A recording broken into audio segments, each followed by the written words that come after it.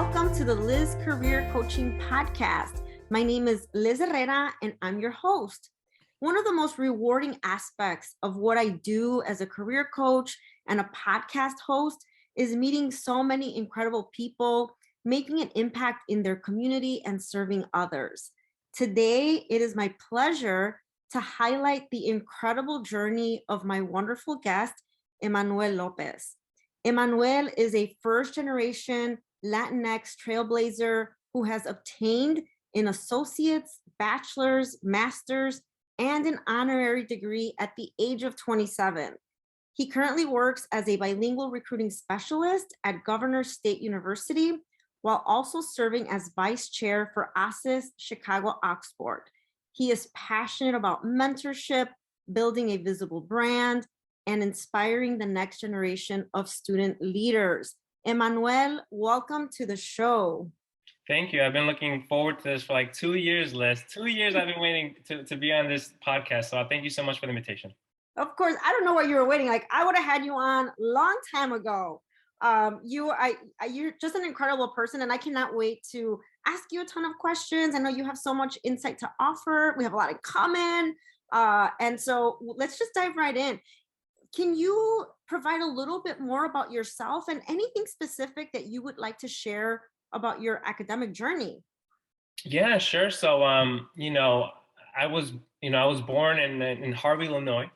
I like starting like that because obviously a lot of people have, Harvey's not the nicest city. And for a long time, it was a very dangerous city. But I like starting there because I think it's important to own one's authentic voice, right? Who am I at my core? And I was born there,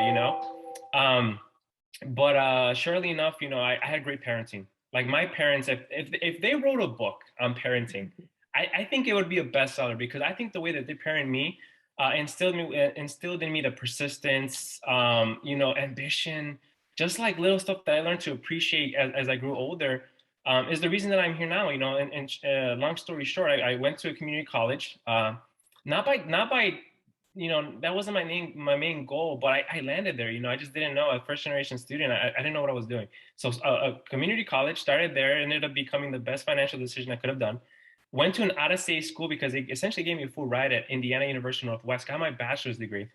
And then I transferred over to Northeastern Illinois University, where I got my graduate degree in educational leadership in 2020, so a few years ago. And then most recently, I was a commencement speaker for my community college because I did a lot there as student body president. And I was awarded an honorary degree. So I gave that one to my mom because it's funny because she was there when they gave me that. But I'm like, Mom, I already earned one, right? Like I earned one. Like here, this one's for you, right? And for me, that was such a special moment because I remember just giving to her, like, here, you have an associate degree because, and truly, she has a graduate degree as well because if without her, without my parents, like there is no me, right? So when I'm earning these degrees, it's those degrees are as much mine as they are theirs as well. I'd love to hear that. That's awesome, and I'm sure she is so proud of you. And everything that she's put. I mean, I think our parents sacrifice so much, and it's evident in all the things that you've done. So I'm sure she's a proud mama. So that's exciting to hear. Now I know that you mentioned you graduated from NEIU and you did your master's in educational leadership, and so I know because I know you that you graduated with as an Enlace fellow. And I'm also a fellow Enlace fellow. So it's always great to connect with other Enlacistas. And so you graduated during the pandemic. Can you talk a little bit about what that experience was like? Oh my God. Yeah. So talk about, imagine me, right? Okay, I'm the first one trying to get my graduate degree. And then there's no graduation ceremony, right? Okay, virtual. I'm like, tough one to swallow, but I'm like, okay, then I still earned it. And then I graduated in 2020, kind of when COVID was starting to peak. So now I graduated with all this energy and positivity. And then sure enough, we're going into this very hard market, right? Companies were not hiring. There was freezes going on. There was people being laid off. And I remember just applying to a bunch of schools, obviously because I'm in higher education, so applying to a lot of different community colleges and universities because I have experience in both realms. not hearing a back, not even getting a chance to interview, right? Like, at least give me a shot. Like, that's okay if I'm not the best candidate, right? But I wasn't even getting past like the phone interviews, right? I wasn't even getting phone interviews to begin with. So it was very discouraging.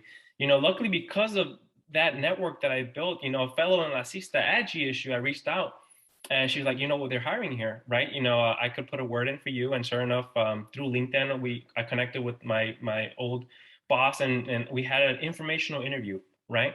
And sure enough, his boss was there. So the associate director of recruitment and the director of recruitment were both there. So imagine me, I'm like, this is a informational interview. Now I'm getting essentially interviewed by two people who would essentially be my boss.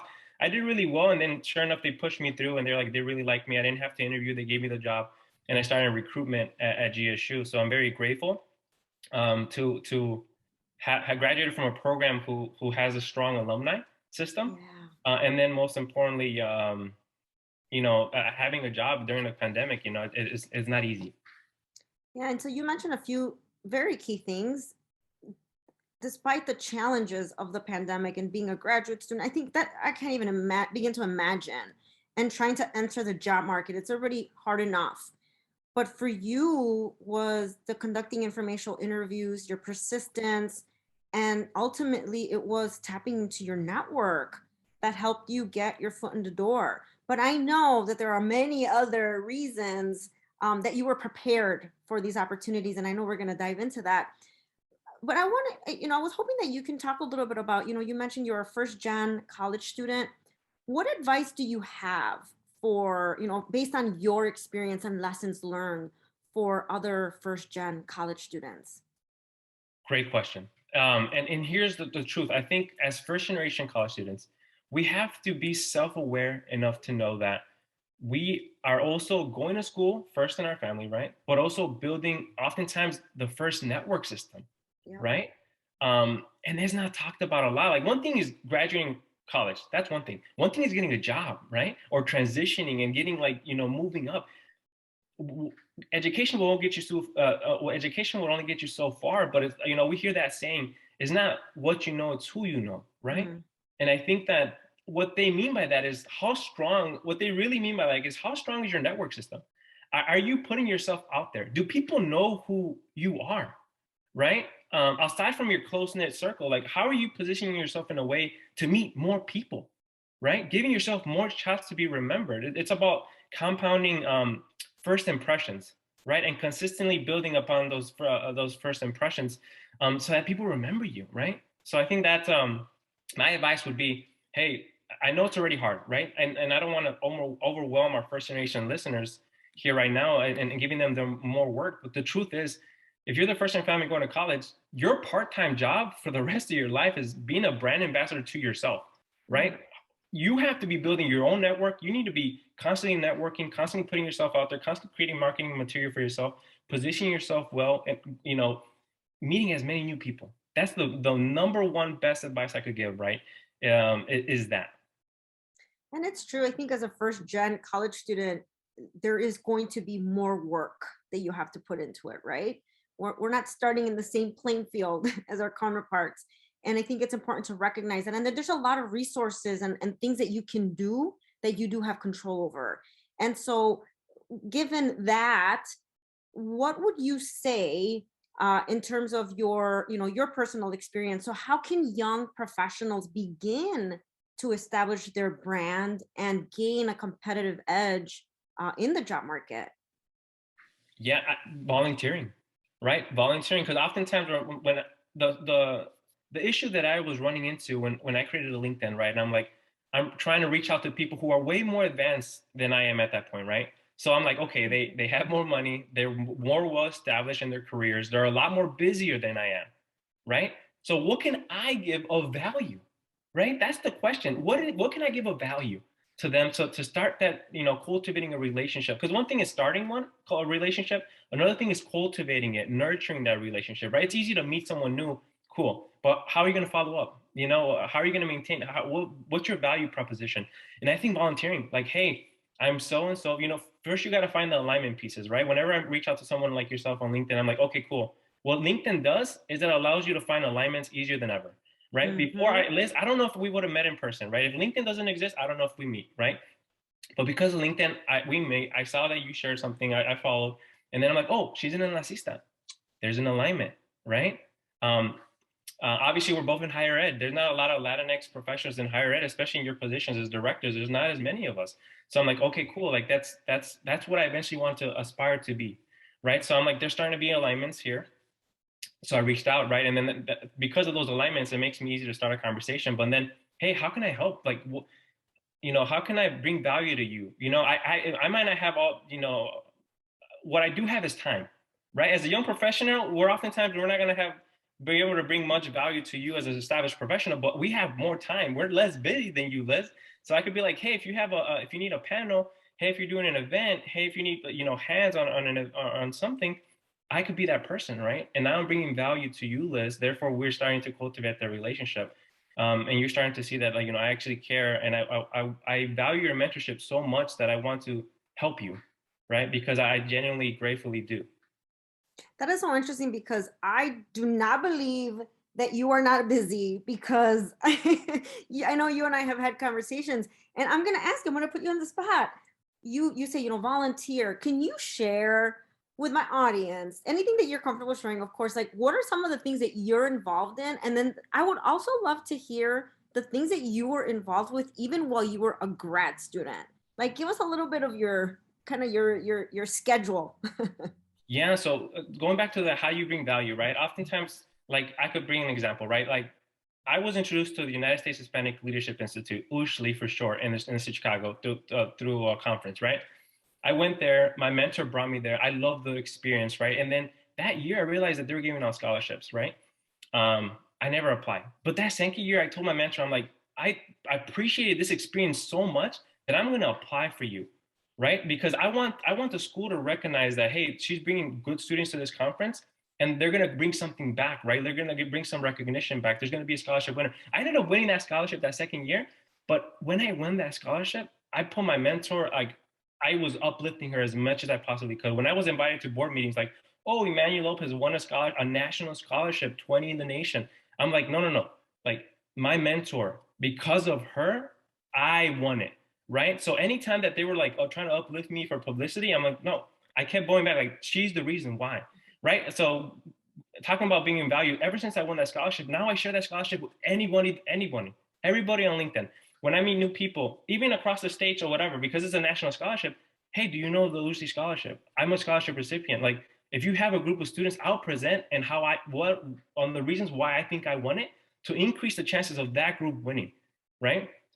So, because of one experience, I continue to pull to this day that and bringing that value to whoever I meet, whether it's on LinkedIn, in person, or whoever, right? Because I'm in the realm of higher education. A lot of students, professionals, they oftentimes deal with students, so it makes sense.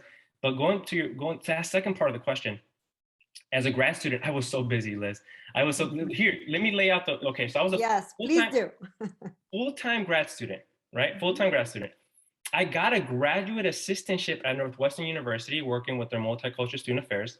So full-time grad student and then graduate assistantship. I was working part-time, like 20 hours a week at a car dealership to fund my schooling.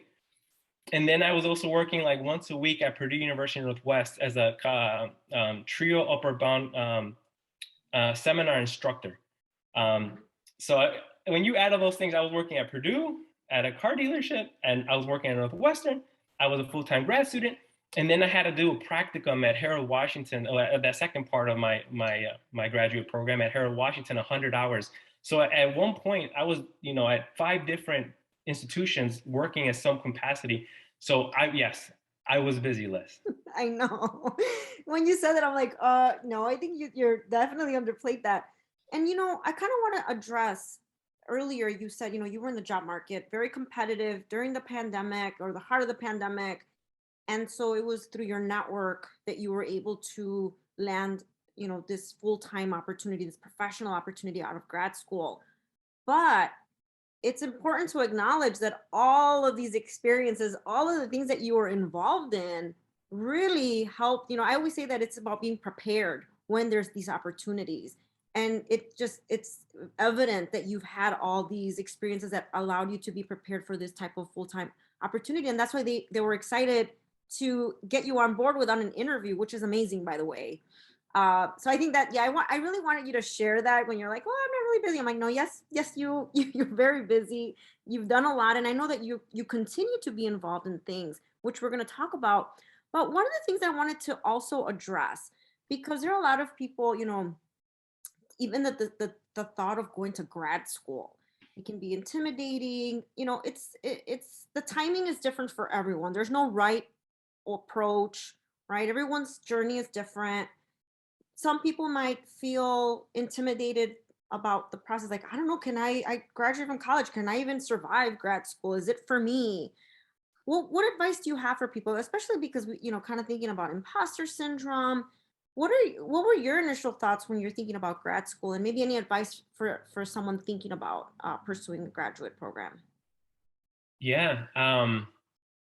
So it was scary, right? Like let's be real. I knew that when I got my associate's degree, I knew that if I could get that I was gonna go for the master's. For some reason, I jumped over the bachelor's. I'm like, if I could do the associates, I'm doing my associates, I'm doing getting a bachelor's, and I'm getting a master's, right? I know up to that point. But after I got my bachelor's, yeah, it was scary because I feared not being ready in the areas of writing.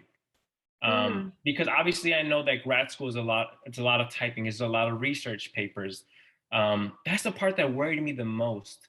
But you know what? I didn't let that stop me. What I kept my belief was that I wanted to be the first in my family to get my master's degree, and my entire family lineage. I'm the first in my family to get that master's degree. But most importantly, aside from being the first, who cares about being the first? All I know is that by being the first, no one in my family could ever say, I cannot get a master's degree because no one else in my family has ever got one before. Like mhm. that sentence no longer exists, Liz, right? Like how powerful is that, right? It's not so much what I gained, but what I took away. Like I took away that sentence, right? So now no one, like my sobrinos, my nephews, two babies that were born within there. One baby that was born for my brother this year, and another one is going to be born this upcoming year. Now, like all my entire family, no one could ever say that again. And for me, that's so like me da tanto orgullo. Like I have so much pride in that because Yeah. now I can help them, right? Now everyone after me, I could be like, hey, like you could do it because I did it, and now you could go further, right? So there's no Yes. more excuses. Yes. So Yes. for me, that idea pushed me through and allowed me to persist and allowed me to through all the struggle. I knew that it was going to be worth it. But let me just say this. Let me just add a little bit here. Is that it was hard. One thing is being from an academic standpoint, it was hard. But Mhm. what was even more hard than that, Liz, was my family did not understand because I left a lot of money on the table, right? I haven't worked full time until after I graduated my grad school. So up to, 6 years of going to school, and I never really worked full time in my profession. So they would often, like, hey, they didn't understand. They're like, why are you doing that? You're not making them. You're not making money, and you're gonna graduate in two more years of college. Is it gonna be worth it?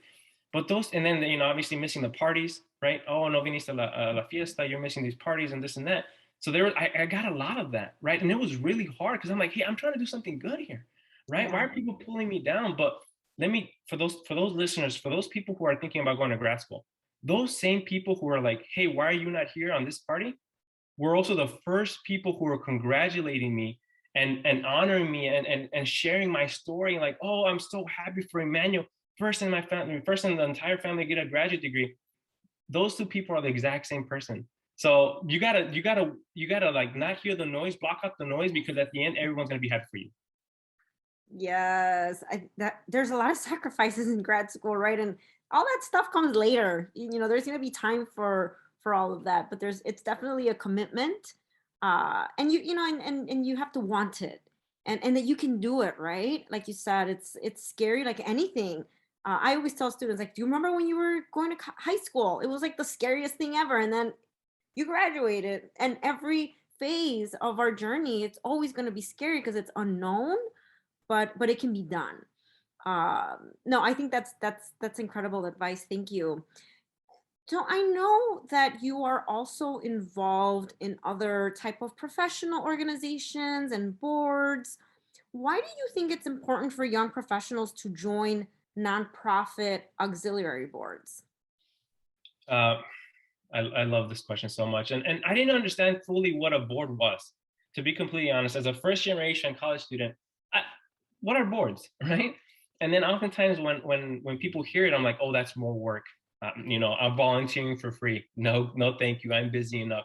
But this goes back to that building your brand, right? This goes back to being visible. This goes back to putting yourself in a position to meet another group of individuals that you probably would never meet if you weren't involved. And what's great about boards is that you're joining an organization that you feel passionate about, that either helped you in the past or that there's alignments, right? For me, the Hispanic Alliance of Career Enhancement, HACE, it Mhm. was that, right? They gave me my first internship in 2015, coming out of my bachelor's degree, right? Like my first internship ever, like in my family, the first internship period, right? And I got denied from that internship the first time around, right? But the second time around, I got it because I really wanted it. And that's funny that I didn't get it that first time, but now I'm the vice chair of the entire Chicago Ox Board, which is the largest auxiliary board for ASA in the nation, right? They have auxiliary boards in New York, in across the nation, and I'm now the vice chair of the biggest one, That's right? So amazing. the why join a board is because of that, right? Now, like I'm my board is around 30 people, around 20 plus, 25 plus.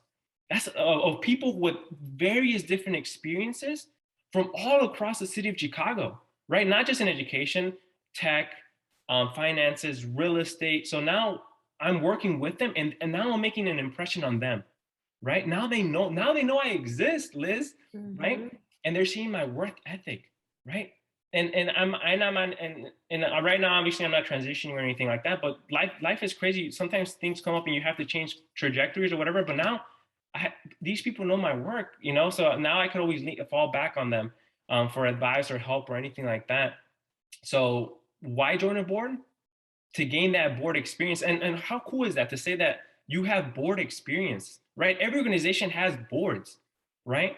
So I think for young professionals to say like at the earlier the age is better, like, hey, I'm already volunteering. I'm a part of a board.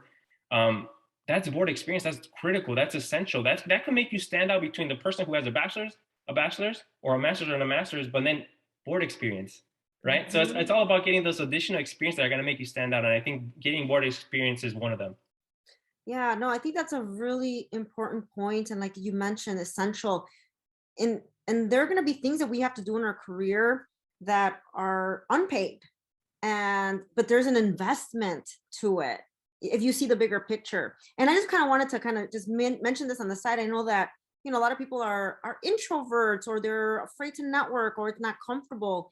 And I find that when you join committees, or you're on a board, or you're in some type of official organization, it kind of removes that pressure, because you start meeting people, and then you start building those authentic relationships, and then it gets easier. And then that's where you maintain those meaningful connections, and they become friendships too, right? And I think it just makes it so much easier, and it feels genuine. And like, that's for me, that's an easier route than just like, let me talk to everyone. So in participating in committees and boards and things like that, I think I have found that's where I have created some of my best relationships, is through those avenues. And then you have the similar goals, which I think is super important. That's awesome. And let's give a shout out to Ase, because Ase has also been impactful in my career. I was part of Mujeres de Ase, and I know you and I have similar, connections there. So we just have to give a shout out to Ase, because that organization has been instrumental for both of us in our career enhancement, for sure. So you have so much energy. You're such a, you have so much ambition. Where does that come from? What's your inspiration? My inspiration, and I even said this in my commencement speech, was growing up the oldest of four boys and witnessing my parents work so hard. I remember my dad used to go to the flea market on the weekends, to flip stuff, right? And I remember just hating going there to help them because we would wake up so early, and then we would go to the flea market, and then obviously it wouldn't be like the cleanest place, and it's not something, and then not the nicest people sometimes. And I'm like, what are we doing here? I used to view it as such a, very negatively, and then my mom, she taught herself the English language by herself, and then also taught her sign language to do her job well as a teacher assistant for a special education school. Um, like I'm a very motivated man. If you understand those two statements now, you understand who I am at the core, right? So growing up, seeing how hard they work, especially my mom, and never complain, right? Never complain, never complain, and always willing to pour into us, right? There's four of us, Liz. It's not easy. They sacrificed a lot, and they never complain. And my dad used to this day still works, at 5 a.m., comes home around 5 or 6, and never complains. And I think I'm just gratitude, right? Like my fuel is gratitude. And luckily for me, that fuel will never end because I will never be able to pay my parents forward. I would never be able to pay that debt that they of so much that they poured into me ever to them, right? But that doesn't mean I'm going to stop. That doesn't mean I'm going to start trying, right? I'm definitely going to try to make them as proud as possible. But because of that, because I'm self-aware enough to know that I'm here because of the sacrifices made with my parents and my grandparents, right? And then making that generational leap, right? Like my grandparents, like my grandfather came to the United States and worked here while my grandma was in Mexico, and he would send her money. And then my parents, both of them came to the United States, right? And then, they obviously built the foundation. But now I'm making the largest generational leap because they built the foundation. Now I have a graduate degree, right? And I'm at the age of 27. I'm going to get my doctoral degree, right? So we went from them just building the foundation to making a giant leap, right? Mm-hmm. And that's what fuels me. Is that knowing, especially my brothers too, like they all have careers now, like we're in a solid position to make the biggest generational leap in our family history ever. And we're not looking back. That's right. No, that's incredible. And you talk about your parents and your mother being an inspiration and just kind of seeing that in her and that it fuels you and it motivates you. But then some of the things that you've also mentioned in some of our conversation is the mentors that you've had, right? And that you've been grateful for that as well. And we don't go through this journey while it sometimes feels lonely. There are some key people that really have influenced us. And so what are your thoughts around the importance of mentors in our career, and how can people find mentors that can help guide them? Yeah. And shout out to my mentors, three of them who shaped me as a man were actually Black African American men. And in higher education, there's not a lot, there's not Latinos, right? But there's not a lot of Latinx men in higher education. And I was very fortunate. I hit the lottery. When I went to Prairie State College, I ran into Jason Thomas, who ran a TRIO program there, and Sean Smith, who was an academic advisor for STEM. And they built me up. They built me up. They mentored me. They built me up as a man.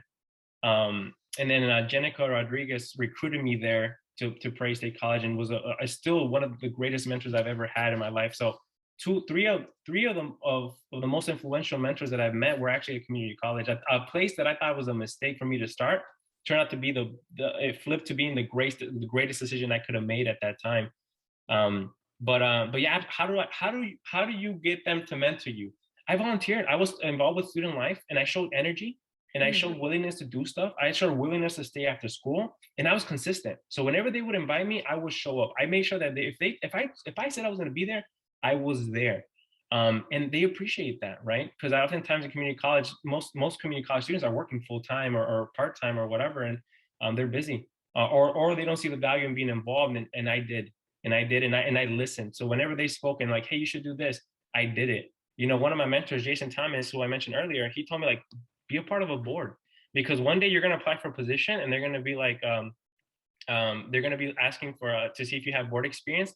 And then they're not going to be able to reject you because you're going to be able to say, like, actually, I do have board experience, and I'm already affiliated with a company that there's a strong alignment that we could partner with. And I'm the middle person.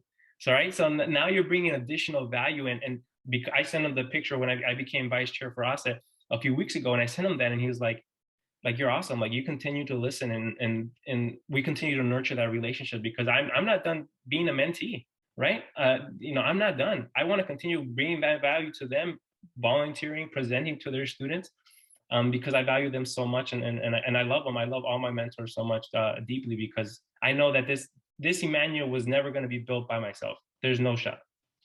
Yeah, and I think it's so important too, like you said, meeting people halfway and that they see that you're motivated and committed, and that when you're given advice that you take it and you run with it. So I think people are more likely to want to continue supporting and guiding you. And sometimes we come across mentors in our journey unexpectedly, people that we would never think of, and just being able to identify that and paying it forward. I feel that you are already a mentor to many, and I'm sure that you're an inspiration to young professionals, and students that are even thinking about going to just even entering college, and grad school, and entering the professional workforce. So having said all that, what are some words of inspiration that you have for current undergraduate and graduate students to stay motivated wherever they are in their current journey? Right now is a very difficult time to be a student, right? COVID, right? Yep. I mean, when we're looking from a historical standpoint, higher education always went through issues like, periods of difficulty, whether through was because of World War II and there was not enough students going, or whatever it may be, or like obviously in the 1960s with the student, student rioting and fighting for more representation and just having access to college, period, for Black and brown students, you know, and then we're here in 2020, from 2020 to this day, COVID, right? This shift from in-person instruction to online for many institutions that were not ready for online instruction, right? Just because they do online classes doesn't mean that they were prepared for an online instruction, right? Um, that, and also the lack of, obviously people passing away in their families due to COVID. Like it's a very, and then obviously the job market, and not to get political, but the last presidential campaign, and the effects that had, like it was a lot for many students, some more than others. But whatever graduating class from mine 2020 to 2022 and moving forward, we're going to be one of the most resilient classes ever in the history of higher education, right? So I think block the noise, focus in, and just know that's going to be worth it. And oftentimes it's hard when there's so many bad things that you're hearing on the outside. And is the college worth it?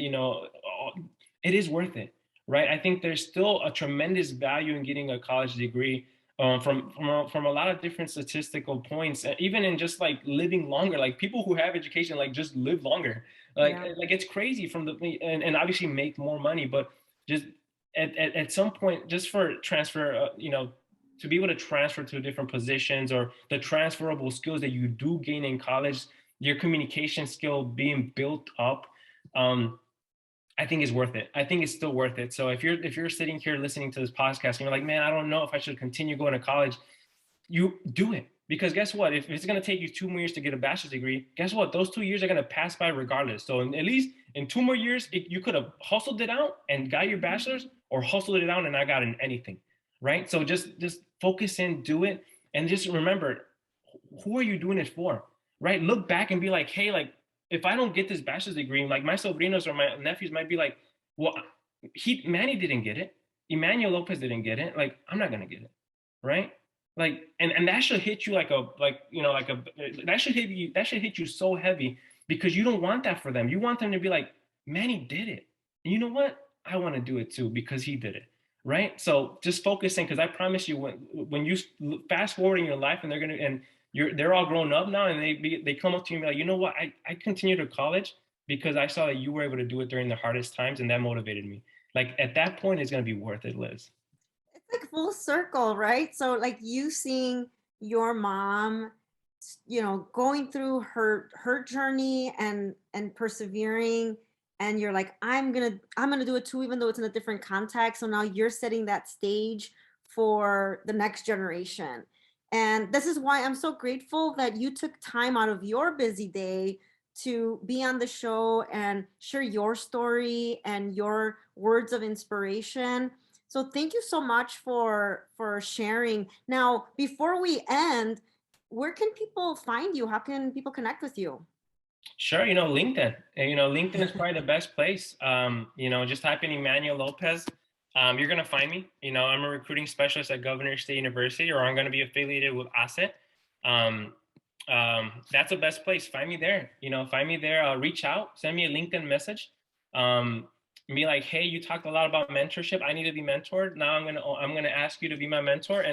And I guess what? If you message me on LinkedIn and you ask me that, you're like, hey, I listened to that podcast. You told me to reach out to you because I'm looking for a mentor and I could love assistance, or I would just love to meet with you.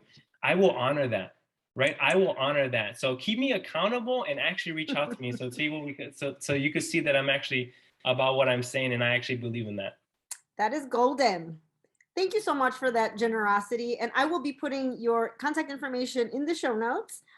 Thank you so much, Emmanuel. And we'll definitely, stay in touch and see how else we can continue working together and collaborating and keep doing what you're doing. And thank you for your inspiration. Muchas gracias. I appreciate it. I had a lot of fun.